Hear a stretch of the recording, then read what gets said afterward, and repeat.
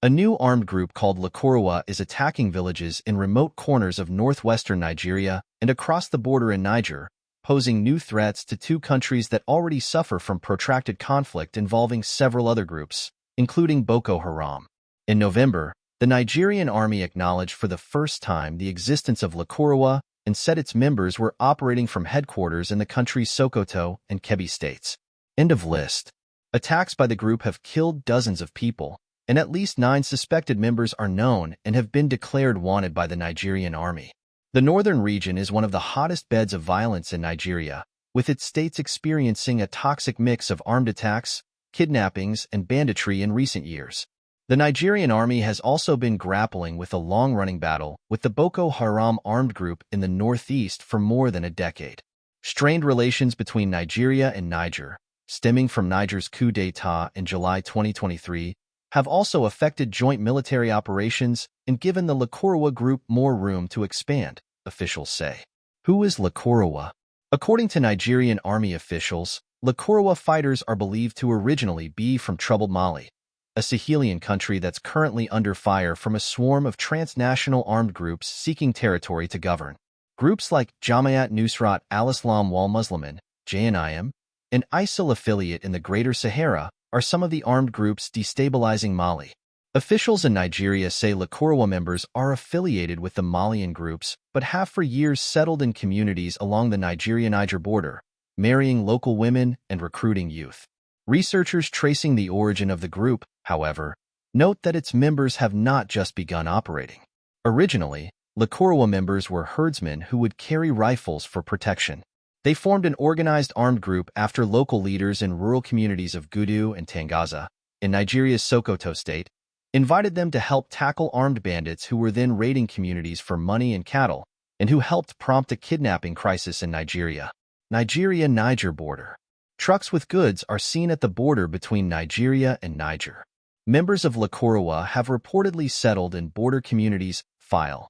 Muhammad Babangida/AP. Remote communities in the country are often ungoverned due to the inadequacies of the country's local and state governments, allowing crime to thrive. The local leaders in Sokoto wanted Lakurawa fighters to battle the bandits and protect the communities. Lakurawa members were able to dislodge the bandit threat between 2016 and 2017 and were paid for their work. However, the group's members soon turned on communities, too. They fell out with one of the local leaders who had invited them and murdered him. Most Lakurawa fighters are believed to be between 18 and 50 and speak Fulfulde, Hausa, and Arabic, according to the think tank, Nigerian Institute of International Affairs. Fulfulde is primarily spoken by the Fulani group whose members are spread across West Africa.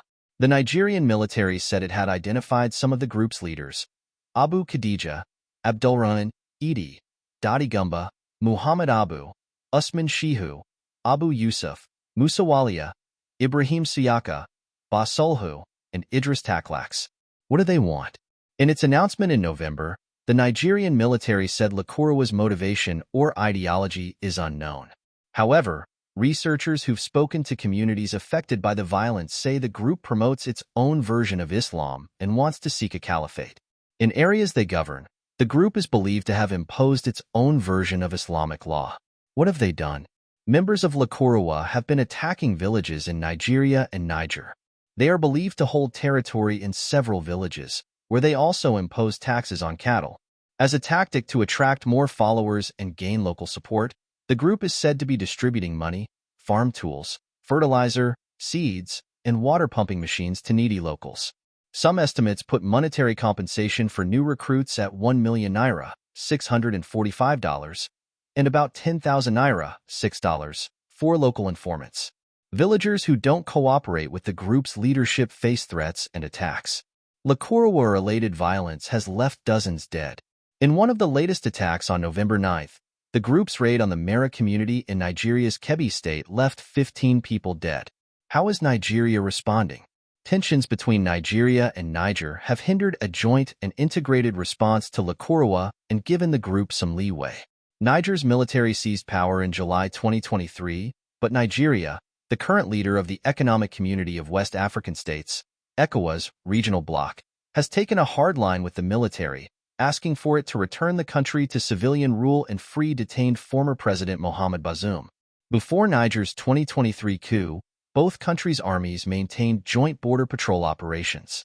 That action is believed to have helped disperse the group in 2020. However, amid the tensions that followed the coup, joint operations between the two countries were disrupted. Authorities in Nigeria say that was about the same time the group's members regrouped and began attacking communities again, taking advantage of the security vacuum as relations broke down further. Joint border patrols have since resumed. In late 2024, Nigeria launched operations against the group. The military has conducted airstrikes on targets believed to be Lakurawa members in the northern states affected, and ground assaults on the group's camps. Nigeria's military acknowledged in December that it mistakenly killed 10 civilians after an airstrike on the group's munition hideout in the villages of Jaidan Bisa and Jaidan Runtawa, Sokoto State, caused secondary explosions. The villages were a high concentration for the group, an army spokesperson said. What about Niger? Niger's government has not revealed whether it has conducted special operations targeting the group, and it's unclear what parts of Niger are affected. In an interview with local reporters in December, military leader General Abdurrahman Tiani blamed the group's emergence on Nigeria and said Abuja and France were sponsoring the group to attack Niger. The country, a former colony of France, has fallen out with Paris over the 2023 coup. Similarly, Mali and Burkina Faso, which are also ruled by military governments, have fallen out with their former colonial leader, France.